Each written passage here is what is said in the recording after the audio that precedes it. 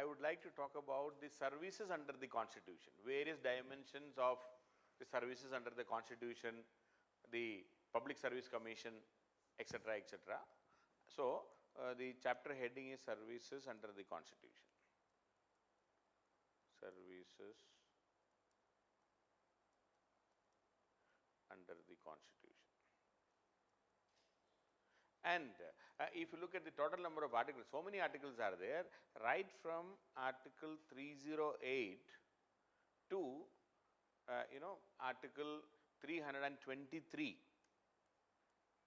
deals with various dimensions of services, the Union Public Service Commission, State Public Service Commission, all Public Service Commission, everything put together. So many articles in this. Now, all the dimensions I would like to talk in this video. And first of all, please remember in our system, how the executives function. So there are two types of executives in our country. One is the political executive. Political executive. And the other type we can call as the permanent executives. Permanent executives. See, political executives are those ministers. They come for a brief period of time. No matter how good you are, there is a limitation. Maybe 2 terms, 1 term, normally not even 1 term for many of them. Maybe 2 terms, 3 terms are very rare. Very rarely we have found, the 3 terms also means 15 years. But when it comes to permanent executives, if you are joining the service at an young age, say at the age of 22, 23, you are talking about till the age of 60. We are talking about 35 years, 37 years of service. Huge. So, the permanent executives are the bureaucrats, are the civil servants. They are the civil servants. And they are the backbone of the entire administration, we can say. The civil servants and the permanent executives are the backbone of the entire administration, and they implement the policies of the ministers. They implement the policies. They run the show. In fact, civil servants can also influence. They may not be framing the policies, but can definitely influence the framing of the policies also. Because please remember, they have the practical experience. They are in power. When a new minister comes to power or a new ministry comes to power, the permanent executive is already there. They will guide, they will tell this is how the procedure is, this is how it has to be done. So, they can actually help, they can even help in framing the policies, and they can guide the ministers, influence, they can guide. But there is only one problem I always say, the permanent civil servant, that is the IAS, IPS, etc. They are many a times far away from the ground realities, because as you move up in the service, you start with an assistant collector, and then you become a collector, and after 5-6 years you will be moving into the ministries. Then you will become the secretary level, various posts. So as you move up, the problem with the permanent executive is that they lose contact with the people, common man. Whereas the political executive, the ministers, the MLAs, the MPs who become the ministers subsequently, they know the pulse of the people. They know what actually the people want at this stage of time, and what is their expectation, and what is their, what are the people's, opinion about certain things. That actually comes from the political executive. So we need the political executive, we need the permanent executive, we need a combination of these two. There is a symbiotic relationship between the political executive and the permanent executive. In the right sense I am talking. Even in the wrong sense also. When it comes to corruption also, it has to be a combination of these two. See, if the political executive is corrupt and if the permanent executive is not corrupt, if the bureaucrats are not corrupt, political executives cannot do anything. They will not be able to be corrupt. The vice versa. And so many a times the corruption, you can see, corruption comes because of the,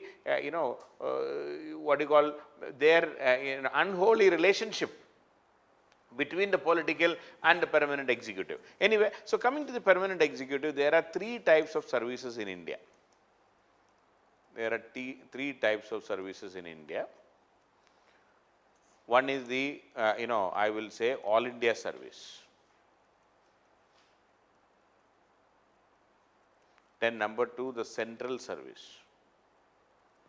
The Central Services. All India Service, the Central Services, All India Services, and the third is the State Government Services or the State Services.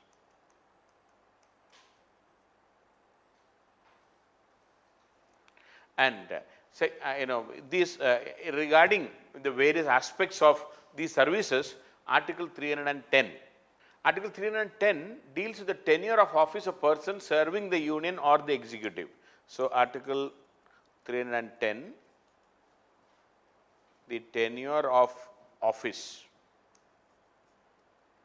okay, tenure. So, it says, whether it is in an All India Service, All India Services or a Central Services personnel, it says that whether it is an All India Services or Central Services personnel or even any post connected with defense or the civil post under the union or defense,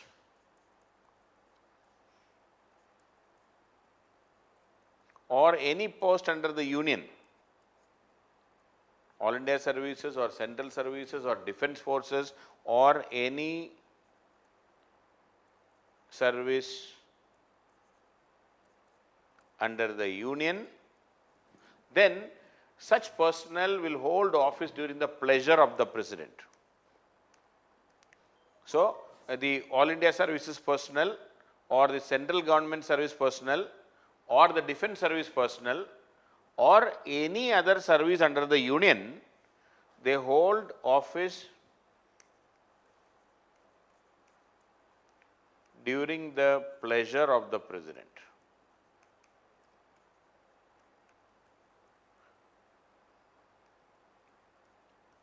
During the pleasure of the President. Okay. So, it is very clear that an All India Service personnel or a Central Government Service personnel or a defence personnel or any other service under the union, if it is under the union, then such personnel will hold office during the pleasure of the President, and a state service personnel, a state services personnel, they hold office during the pleasure of the governor. Now, the question, the next question normally asked is, what do you mean by the pleasure tenure? Pleasure, see, the concept of pleasure tenure is, the concept of pleasure tenure.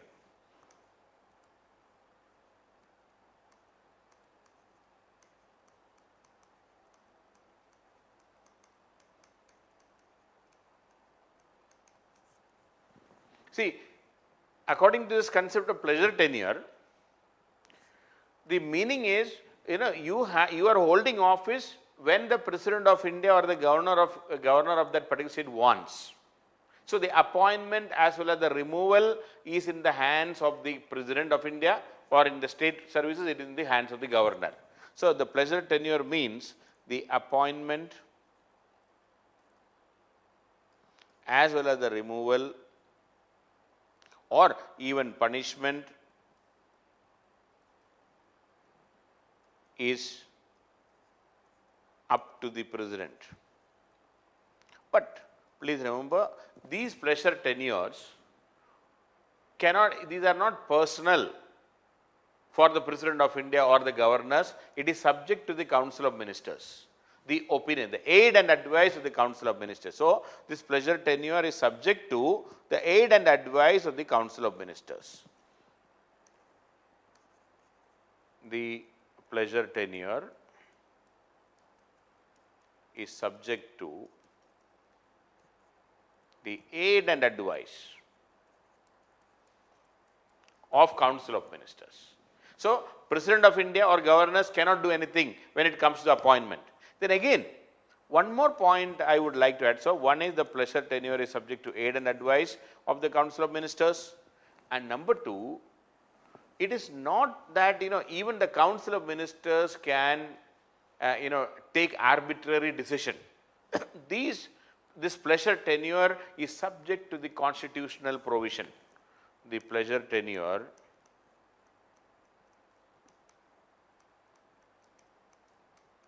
is subject to the constitutional provisions. See, when we talk about the pleasure tenure of the President of India, we can talk about various types of pleasure tenures. Okay, let me just give you some example, then you will understand. Say for example, say appointment of Attorney General. Okay, appointment of Attorney General, or say appointment of governors.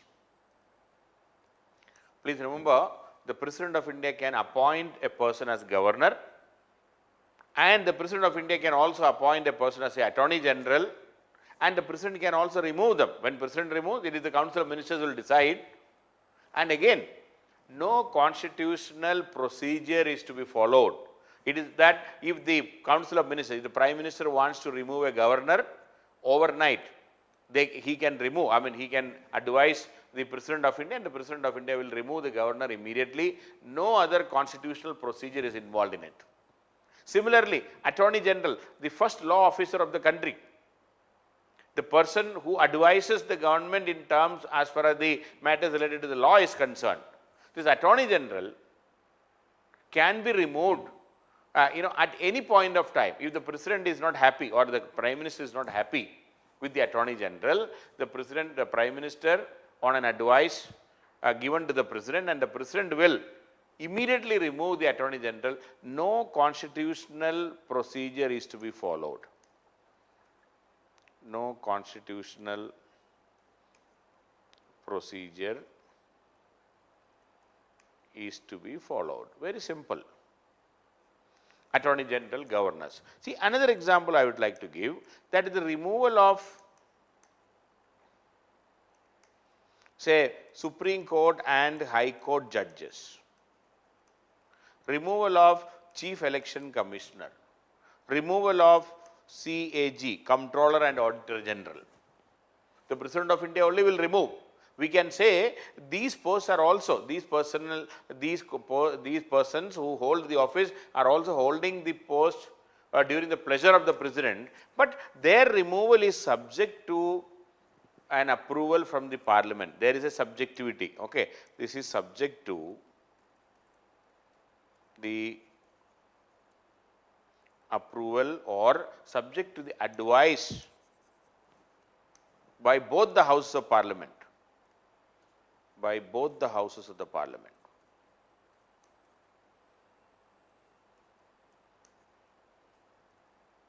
We know that to remove the High Court and Supreme Court judges, both the Houses of the Parliament, there is an elaborate procedure. Judges Inquiry Act is passed.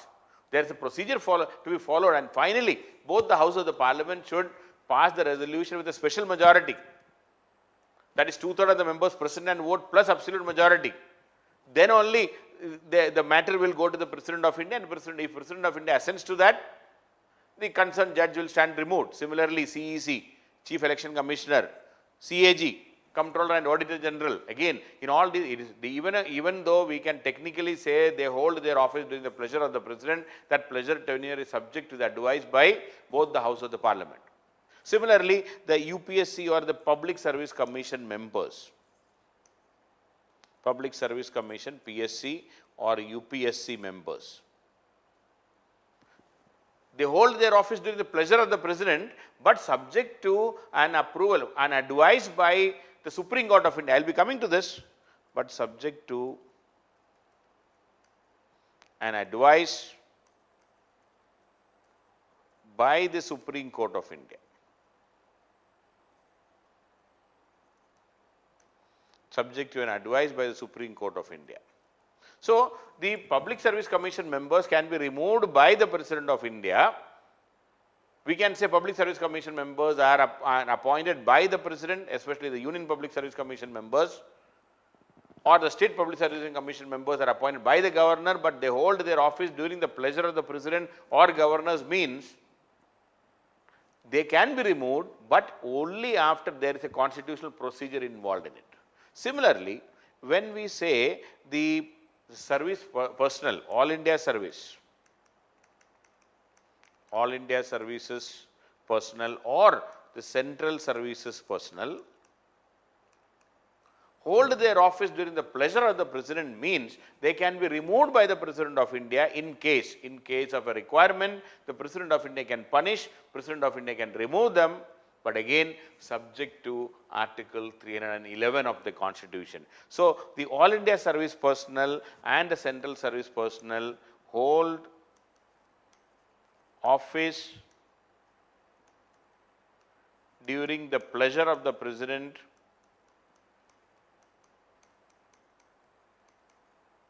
but subject to Article 311. So, that pleasure tenure of the President of India is subject to Article 311 of the Indian Constitution. So, 310 talks about the tenure of the All India service or the permanent executives, the civil servants, but 11 talks about the conditions in which on an All India service or a central service or a state service personnel can be removed by the President of India. That conditions are put in 311. So, just to catch up once again, the pleasure tenure of the President is subject to constitutional provisions. Different constitutional posts and different constitutional provisions are there. When it comes to Attorney General and governors, no constitutional procedure, it is a pure political will. It is a pure political decision. The Council of Ministers giving an advice to the President means immediately a governor can be removed, Attorney General can be removed. But when it comes to the Supreme Court and High Court judges or the CEC, CAG, an advice by both the House of the Parliament with a special majority is required, then only the President can exercise his pleasure tenure. When it comes to Public Service Commission or the UPSC members and all, the President can remove, but subject to an advice by the Supreme Court. Supreme Court should advise the President of India to remove them. Similarly, All India services and central government service personnel holds office during the pleasure of the President. The state government service personnel, they hold office during the pleasure of the governor. But their removal is subject to Article 311 of the Indian Constitution. There are two provisions in Article 311. So, let me talk about the 311. So, Article 311 talks about dismissal, removal or reduction in rank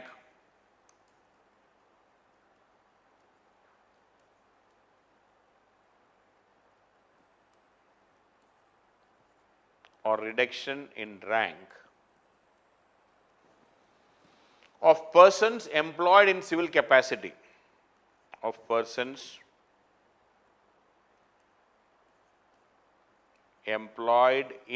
civil capacities. There are two conditions according to article. So, for the dismissal or removal from a particular post, dismissing from the service itself or removing from a particular post, or even reduction in rank of a person. So, please understand, dismissal is you are dismissed from the service. I mean, you are no more required to be your services are no more required. You are thrown out of the system. Maybe removal is you are removed from a particular post. You are holding a post right now and you are removed from that post as a matter of punishment. You are removed from that post. It can be there. Or you can also reduced in rank. So, there are two conditions. So, please remember, according to Article 311, there are two conditions when it comes to dismissal, removal or reduction in rank. Number one, no person, no civil servant shall be dismissed or removed by an authority subordinate to that by which he was appointed. So, the first point is Article 311. The first point is no civil servant can be removed or can be dismissed, removed or reduced in rank, can be dismissed, removed or reduced in rank by an authority subordinate to which, subordinate to that by which he was appointed.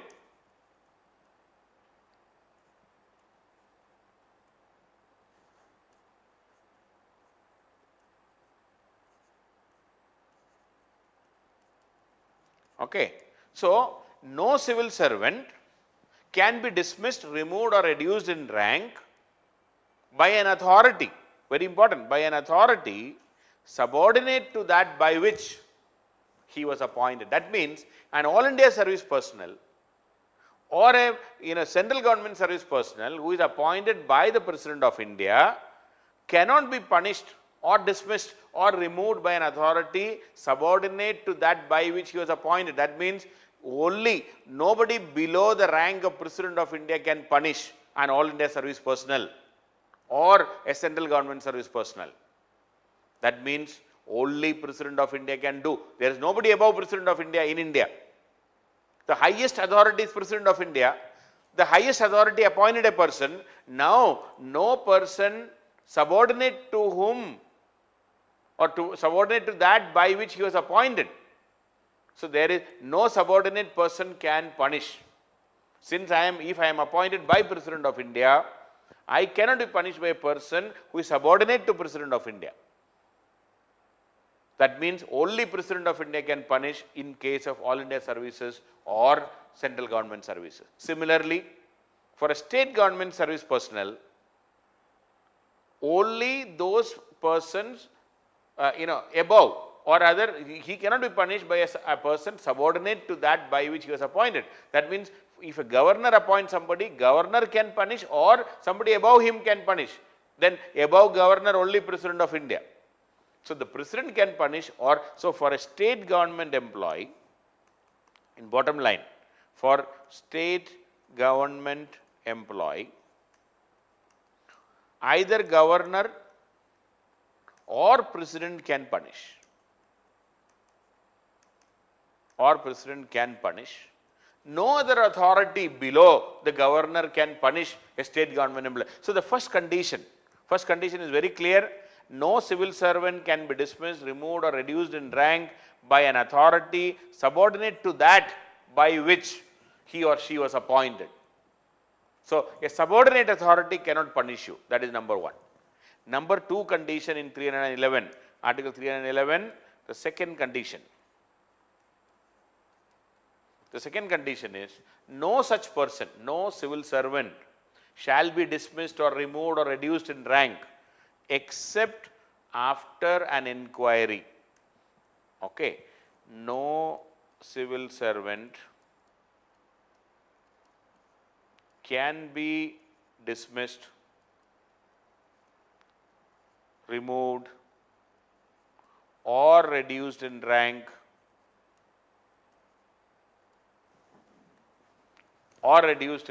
except after an inquiry. Except after an inquiry in which he or she has been informed of the charges. Inquiry in which he or she is informed of the charges.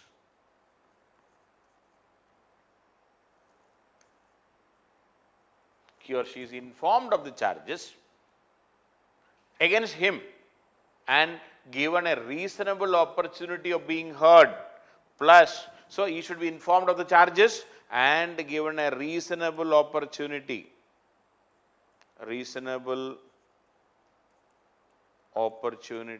of being heard.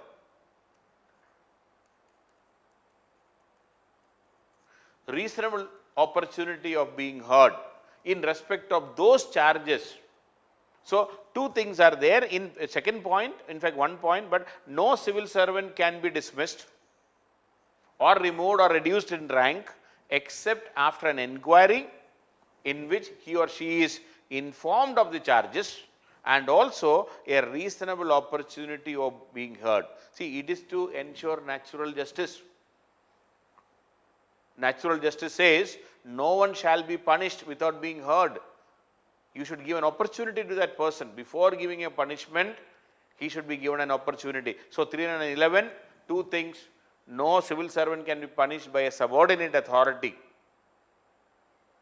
Subordinate to the person who appointed cannot punish. That is number one. So that is why, please remember, all India service personnel, IAS or IPS, or even Indian Forest Service, they are working under the state government. But if a punishment is required, the punishment can be given only by the President of India, because President appointed them, only President can punish them. It cannot be an authority lower to the President of India's rank. Okay, so two conditions. Second is, no civil servant shall be punished without giving an opportunity, without being informed of the charges, and he or she, and an inquiry should be conducted, and he or she should be given the information. He should be informed about the charges, and he or she should be given a reasonable opportunity to defend their position, or rather to explain their position. Now, just one more point. In 311, earlier there were two before.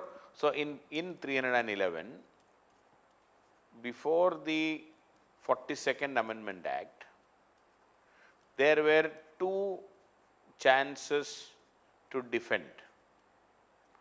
One, before the inquiry committee, because 311 says an inquiry committee should be set up and the charges should be explained to the person properly, and then he or she should be given a chance to defend his case or her case. So before the inquiry committee, and the second is to to defend just before the punishment is meted out, just before. So the second opportunity is, and another opportunity is given just before the disciplinary action is taken, just before the disciplinary action is taken. So two times, in two opportunities for the person to defend his case. But after so this is before the 42nd Amendment Act. But now there is only one chance to defend. Now only once one can defend. That is before the inquiry committee. That is, before the second, the right to defend is removed only before the inquiry committee. The second right to defend, or the right to explain, is removed. This is to speed up the process. 42nd Amendment Act removed the second right to the defend. It's fine, because one right to defend is always there. Now this 311, where it is said that an inquiry should be conducted and a reasonable chance to explain the position, there are exceptions to inquiry. Exceptions to inquiry. Number one, where all the exceptions are there. Number one, if the civil servant is during or when the removal process, or rather when the punishment process is going on, if the civil servant is already convicted for criminal charges in a court of law, if the civil servant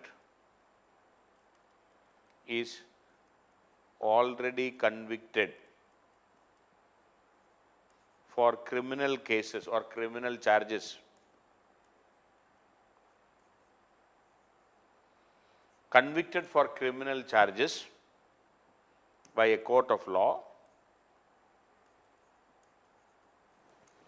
so there is no need to conduct an inquiry and all, he will be automatically dismissed. So if a civil servant is already convicted for criminal charges by a court of law, no further inquiry is required, he can be dismissed from service. Number 2, if the authority, see, we are talking about there should be in exception, inquiry should be conducted. That is the point we are talking. What are the exceptions to the inquiry?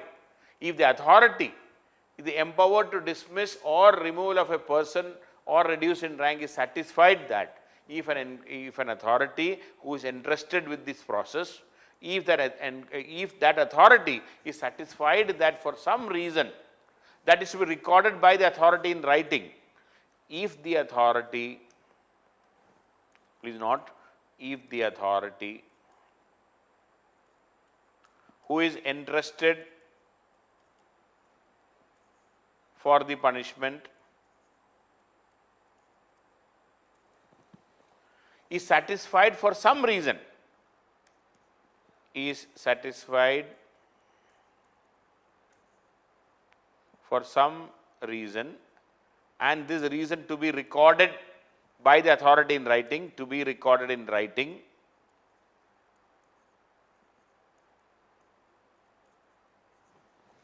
then it is not, and if they are very clear, it is not reasonably practicable to hold such an inquiry. So, if the authority entrusted for the punishment is satisfied for some reason which is to be recorded in writing, that it is not reasonably practical to hold an inquiry, is not reasonably practical to hold such an inquiry. So, if the authority to whom this duty is entrusted to punish, and if he is or the authority is writing in or recording in writing that it is not reasonably practical to conduct an inquiry, then no need for an inquiry. And number 3, a third reason why an inquiry committee need not be there, when the president or the governor is satisfied that in the interest of the security of the state, if the security of the state is in danger,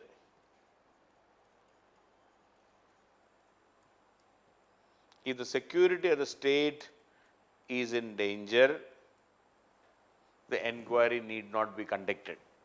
Okay. So, there are 3 reasons why the inquiry need not be conducted. 1, if the civil servant is already convicted for a criminal charge by a court of law, no further inquiry, the person can be dismissed immediately.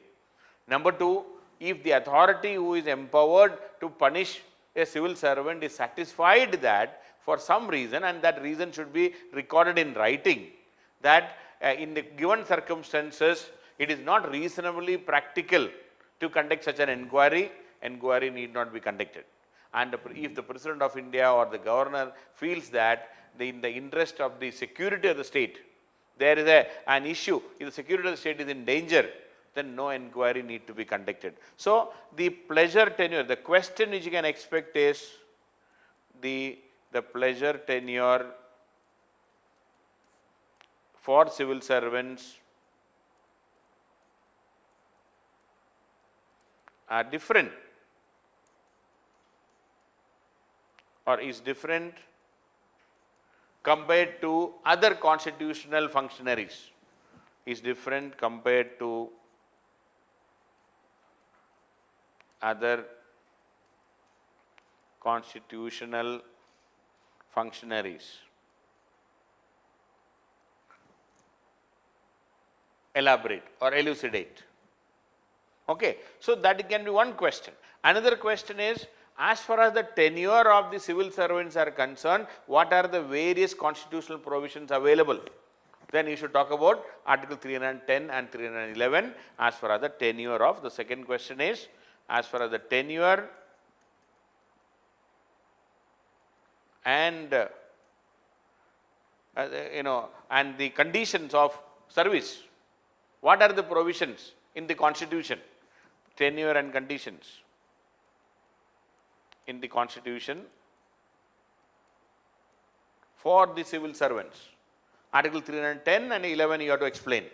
So, that is about 10 and 11, and the pleasure tenure is very important, it is a very interesting topic also. So be careful. Now coming to Article 312, that deals with the All India services.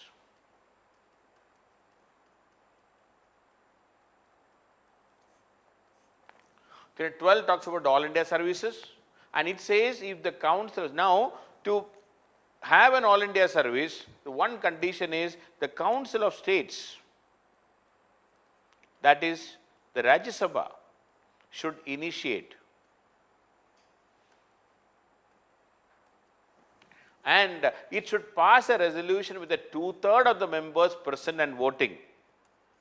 Rajya Sabha should pass a resolution with 2/3 of the members present and vote.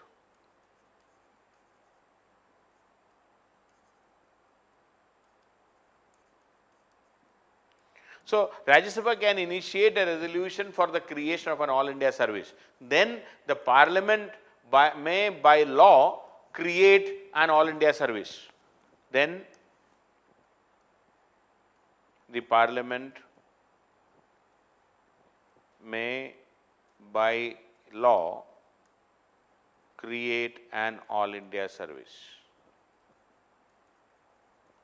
That means after the Rajya Sabha passes the resolution with the 2/3 of the members present and vote, then the specific bill should be introduced in the Parliament. It can be introduced in either house of the Parliament, and that bill has to be passed with a simple majority by both Lok Sabha and Rajya Sabha. So please note, both Lok Sabha and Rajya Sabha should pass with a simple majority to create All India services. So first, the Rajya Sabha should pass with a 2/3 majority. The permission is given to the Lok Sabha, to the Parliament, and the Parliament should make a new All India service by law. And so one or more All India services can be there, and including a fourth point I would like to say, the 312 says that Parliament can create one or more All India services, including an All India judicial service. Parliament can create one or more All India services, including the All India judicial services. All India judicial services.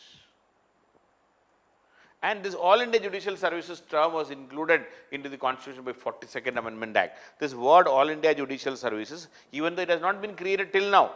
So, but this has been, All India Judicial Services term was introduced through 42nd Amendment Act. Through 42nd Amendment Act. Okay. So All India service, All India Judicial Service also can be there. So Parliament can create one or more All India services.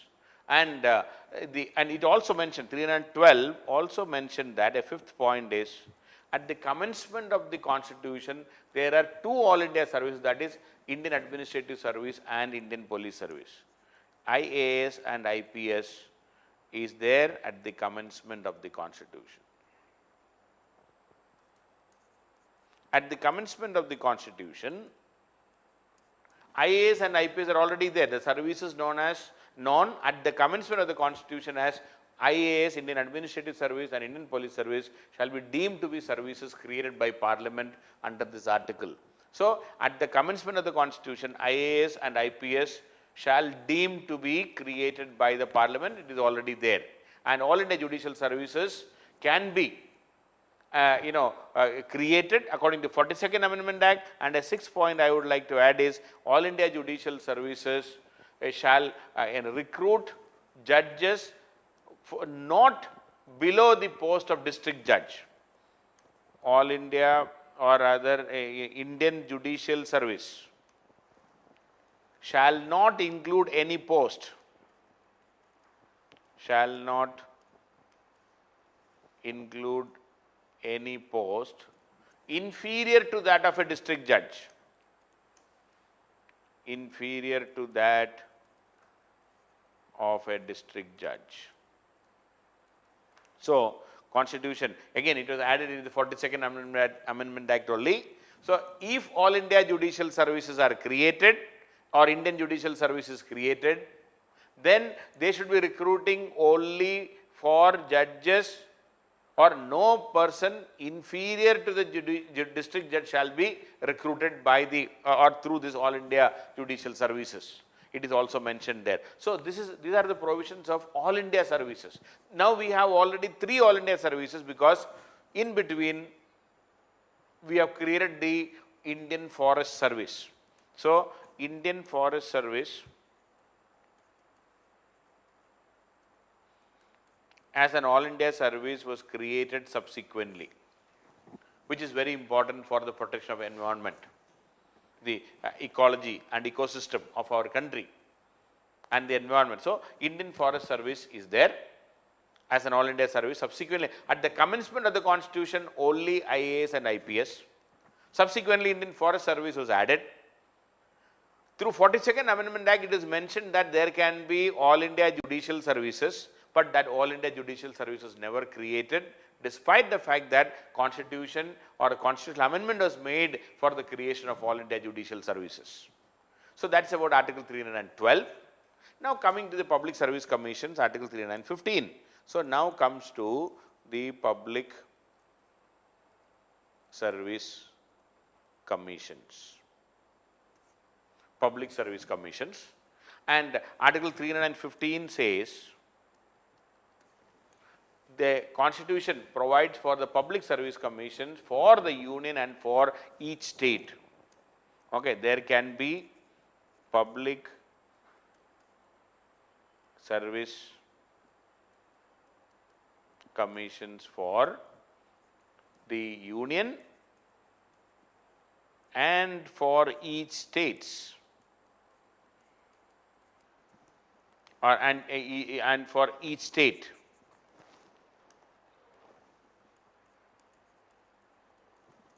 So, but 2 or more states may agree to have a common Public Service Commission. It is also mentioned in the 315. 2 or more states can have a common Public Service Commission. Can have a common Public Service Commission.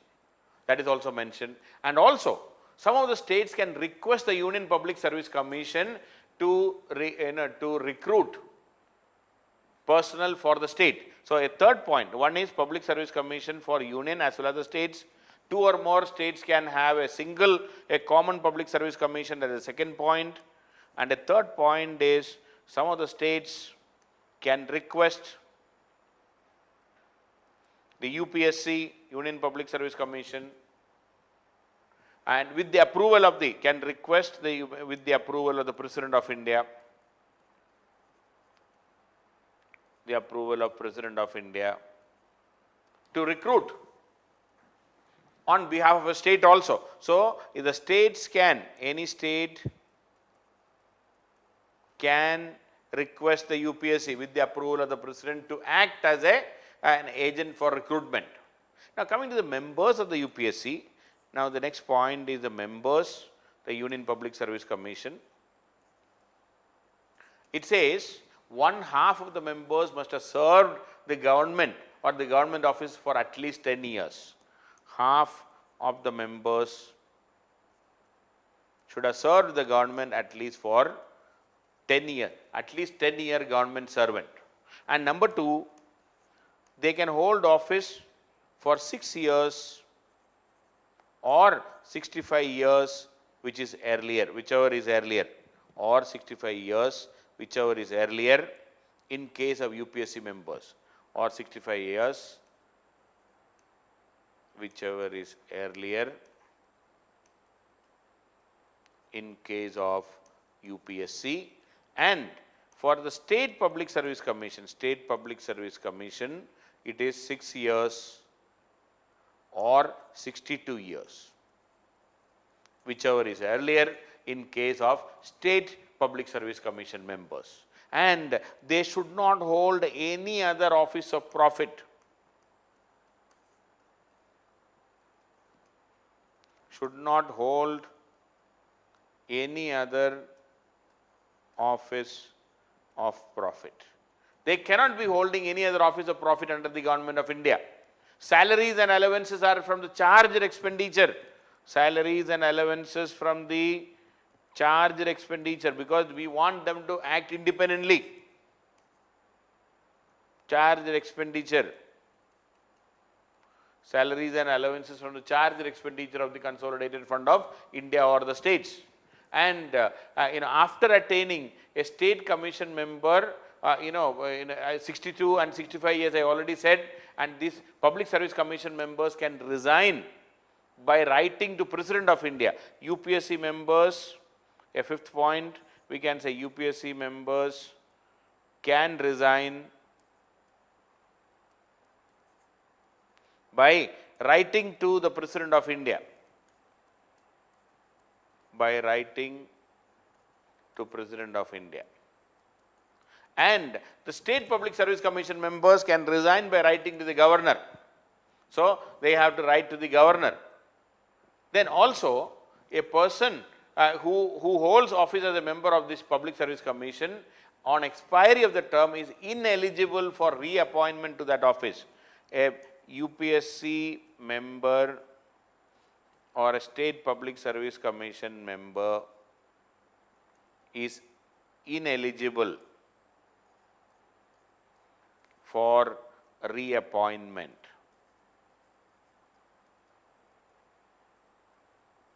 Very important, the UPSC and the State Public Service Commission members are ineligible for reappointment. They cannot be reappointed to the same post. There can be some promotion, but they cannot be appointed in the same post. They are ineligible for reappointment. So, very important. So, these are some of the conditions for impartiality. And also, when it comes to removal of the Public Service Commission members, now coming to the heading removal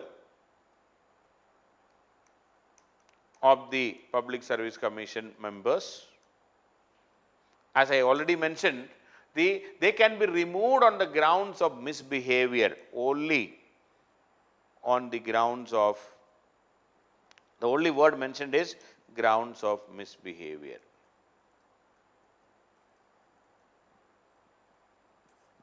They can be removed only on the grounds of misbehavior, that is very important. And number two, they can be removed only by President. Please remember, even State Public Service Commission members can be removed only by President. State Public Service Commission members are appointed by the Governor, but they can be removed only by the President of India. So, the one point is they can be removed only for misbehavior. Second point is both UPSC and the State Public Service Commission members can be removed by the President only. It cannot be removed. The State Public Service Commission members cannot be removed by the governors. And then they can be removed only after an inquiry conducted by Supreme Court. And the only after a recommendation by the Supreme Court. Only after a recommendation by the Supreme Court. So, Supreme Court should give an advice. Okay, the removal and suspension of the members of the Public Service Commission, it is clearly mentioned in Article 317. Article 317 deals with the removal and suspension of the Public Service Commission members. They can be removed only after an advice by the Supreme Court, and it can be removed only by President of India. But President can remove, an exception is there. Exception to Article 317, that is the removal of the Public Service Commission members. One is the President can remove without the advice of the Supreme Court if that person, if the member is adjudged and insolvent. Adjudged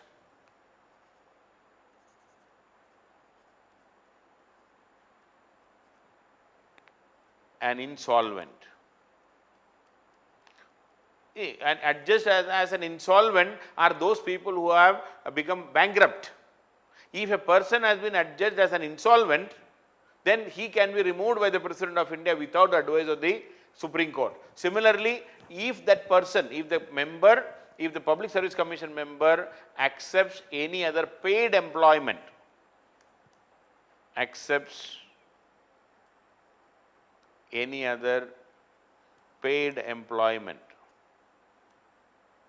the President can remove without any further discussion with the Supreme Court. And also, in the opinion of the President, unfit to continue in office, or in the opinion of the President, unfit to continue in office.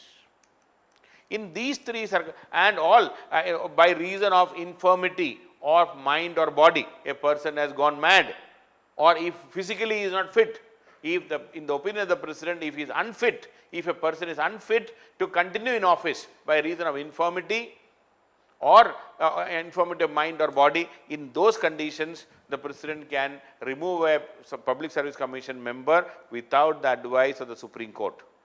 So three conditions, three exceptions. Number one, if a person is adjudged as an insolvent. Number two, accepts any other paid employment.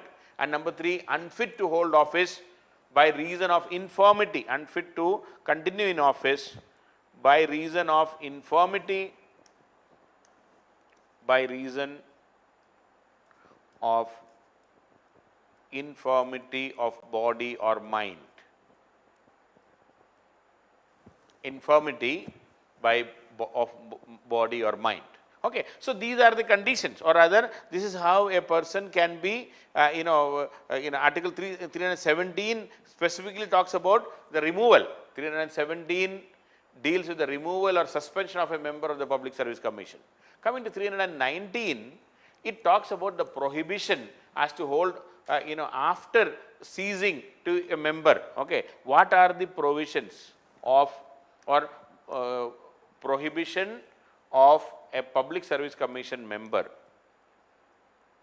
Prohibition after the member ceases to be a member, ceases to hold office. Prohibition after the member ceases to hold office, ceases to hold office. That means they are appointed for 6 years or 65 years of age. Once they complete their tenure, that 6-year term, what all? Number one, the chairperson, the chairman of UPSC is ineligible for further employment under the government. Okay, is ineligible. 319 very clearly says the chairman of UPSC is ineligible for further employment.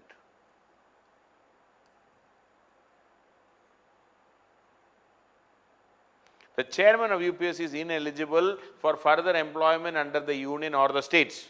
Very clear. But the chairman of the State Public Service Commission is eligible. Number two, the chairman of State Public Service Commission is eligible. Please note, the chairman of the State Public Service Commission is eligible for appointing as a chairman or any other member of the UPSC. Is eligible after 6 years. If the good work is done, a chairman of the State Public Service Commission is eligible to become chairman UPSC, then member UPSC, or chairman any other state, or the chairman of any other State Public Service Commission, of any other State Public Services Commission. So, a chairman of the State Public Service Commission is eligible to become either A, chairman of UPSC, B, member of the UPSC, or C, chairman of any other State Public Service Commission.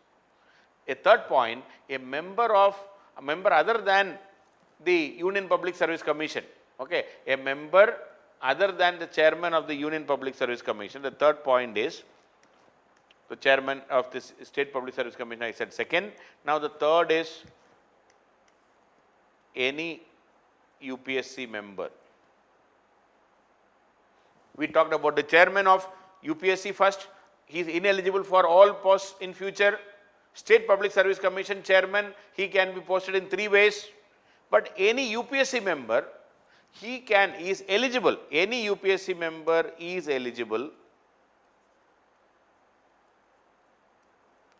Say A, to be the chairman of the UPSC. Any UPSC member is eligible to become the chairman of UPSC. And B, he is eligible also for chairman of any State Public Service Commission. Chairman of any State Public Service Commission. So any UPSC member, he is eligible after the completion of 6-year term, that UPSC member is eligible to become the chairman of the UPSC or chairman of a State Public Service Commission. Then a fourth point is any State Public Service Commission member. The fourth point is any State Public Service Commission member.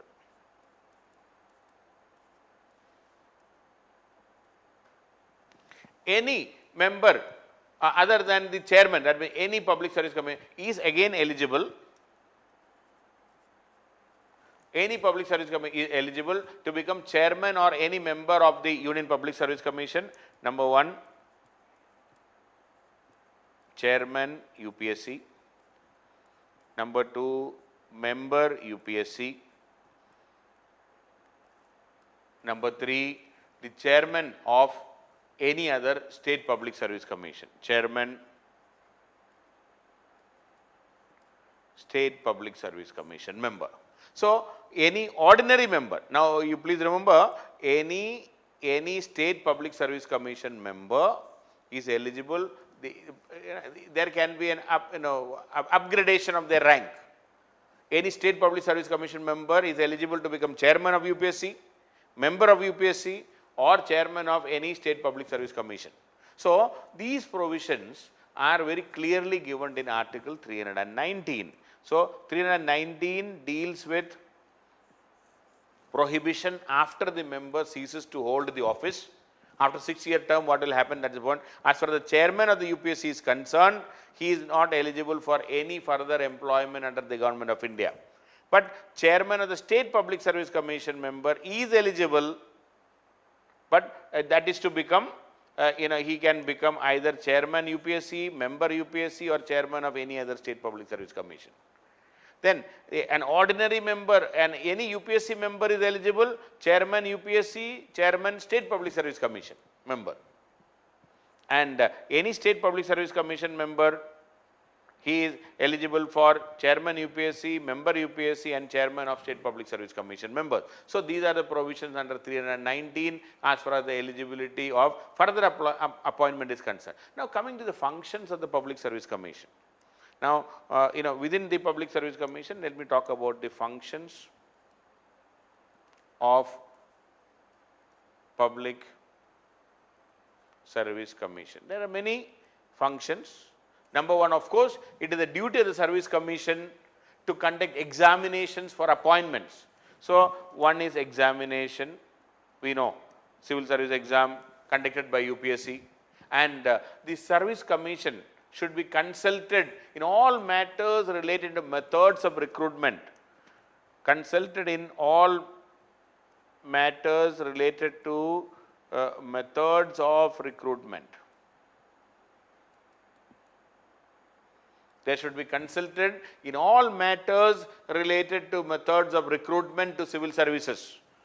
Consulted. They should be consulted in all matters related to methods of recruitment. Number 2, the principles to be followed in making appointments. Okay, principles to be followed.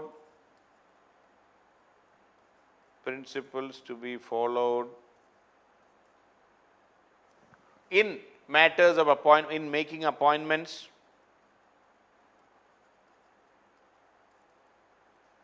Principles to be followed in making appointments, and not appointments, promotion, transfer, etc. Principles to be followed. then all disciplinary matters affecting a person, they should be consulted in all disciplinary matters affecting a civil servant, disciplinary matters affecting a civil servant, or they should also be consultant. A fifth point is they should also be consulted in related to any claim in respect of any claim as far as their services or any claim by a person, and also the cost incurred by him in defending the legal proceedings, any claim against the government or any cost incurred by him in defending legal proceedings, again UPSC should be consulted. So, and then in also any claim the UPSC should be consulted by consulted in case of a civil servant making any claim for award of a pension, any claim related to pension, any claim or in respect of injuries sustained by a person, pension in respect of injuries sustained by a person, any claim related to pension in respect of injuries sustained by a person. In all these matters, the UPSC should be, or the Public Service Commission should be consulted. I am just coming back to that point. Function one is conducting examination. Number two, UPSC or the Public Service Commission should be consulted in matter related to methods of recruitment, principles to be followed in making appointment, all disciplinary matters, any claims made by any civil servant or any claim related to pension. In all these matters UPSC should be consulted. So, these are some of the functions of the Public Service Commission. But one point you should always remember, the recommendations of the Public Service Commission is not binding. Okay, I will come to that. Then Article 322 deals with the expense of the Public Service Commission. The expense of the Public Service Commission, that is Article 322. Article 322, it deals with the expense, and the expense had to be borne by the charged expenditure.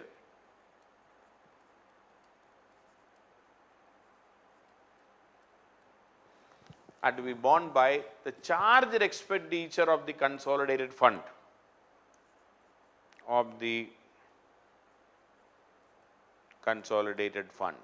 charged expenditure of the consolidated fund of India in case of UPSC, and charged expenditure of consolidated fund of the state in case of the state public service commissions.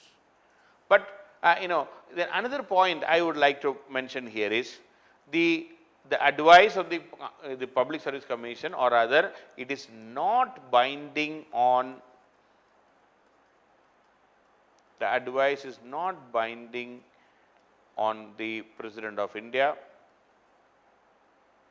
or governors. It is not binding. So, the Constitution has no provision to make it obligatory upon the government to act upon the advice given by the Public Service Commission. That is number one. Number two, the Commission also should periodically submit a report to the President or the governors, and the President shall cause an action taken report also to be placed on the on the table of the House. Okay. And the second point is report to be submitted periodically. They have to report to the President of India or to the governors periodically, that is number two. And it is the duty of the President to place that report along with action taken report on the table of the House, on the table of the Parliament. On the table of the House means President should submit it to the Parliament and the Governor should submit it to the State Legislative Assembly.